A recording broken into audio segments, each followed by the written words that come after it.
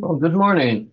It's middle of the week, almost the end of the week, actually. We have been living in booths, so-called. You've seen my previous explanation about how that works. Now, let's see, make sure that the sound is working well. I'll get myself right up close to the microphone. Good. Now, situation here is tomorrow is Simchat Torah. Well, Simchat Torah. Well, it's the first time that Jews will receive the Torah, receive the Torah from the creator of the universe, or from Hammurabi, or from Moses, depending on whether you're religious or you're non-religious. But it's something that has changed the world since then. Hammurabi had the original code, which didn't go very far, but the code of Jewish Torah has been used by Western civilization. The heartstone, the actual heartstone of democracy and of behavior. Now, I'm not saying that people behave according to the way they should, but at least people acknowledge that there is a way that they should behave. Now, simply Torah has been very, very difficult for the Jewish people in general, and for the Israeli people in particular. We have been fighting over a year because of what happened on the last Simchat Torah, when thousands of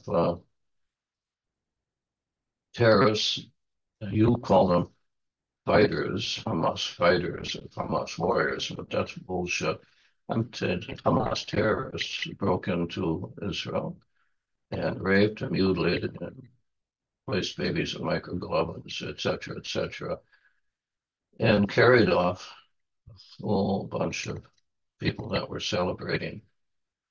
They were celebrating in a way that was totally contradictory to Jewish religious law, which is a sticking point because a lot of religious Jews find they would like to ignore that fact. But I would like to go into that a little bit more. Yes, this was Simchat Torah. Yes, it happened to be a day that was also a Sabbath. Yes, they were dancing and they were having a good time, and they were essentially like the worshippers of the golden cow when Moses came down from the mountain.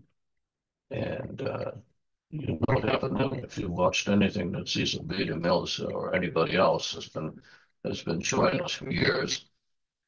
It wasn't such a good day for the people, but the difference was the ground swallowed them up. What's the difference here?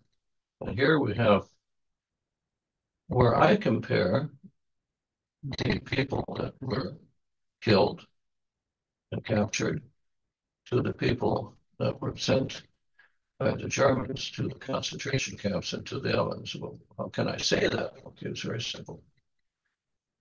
Every person that was there that was killed only for one reason, because they identified them as Jews. Now, if a Jew is killed because he's Jewish, even he's not such a good Jew, okay? But he's killed because he's Jewish. Then he goes from where he was, which is called Hilul Hashem on a Sabbath, to become the holiest of holies, higher than anybody except a martyr could possibly go.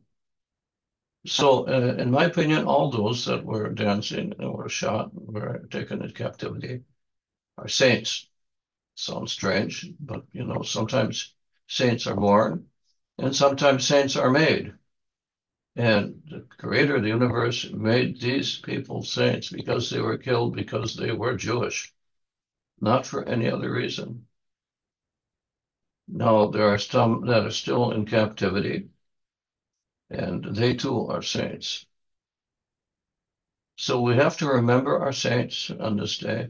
including those that were in the Noga celebration. And we have to pray for our saints that are behind bars all around the world and love them and honor them as the creator of the universe loves them and honors them. Well, I probably made a few religious enemies on the far right, but you have to understand what we call Kiddush Hashem, Kiddush name. It doesn't mean whether you say God is God and then are killed. It's because you were killed because of what you are, even before you open your mouth. As far as you're concerned, you were just dancing and you didn't know you did any wrong, but you did. And you were actually elevated to sainthood by your sacrifice.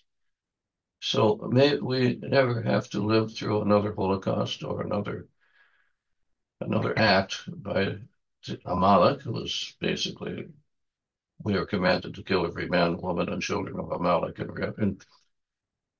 in revenge, essentially, for what they did to Israel and what they did for Israel thousands of years ago. We won't do that because we're civilized, but we certainly won't cry for all the people that are supporting Hamas and are dying as a result of it. So I'm wishing you all Hag Sameach, Simhat Torah, and we will meet again as soon as possible. God bless you and God bless America.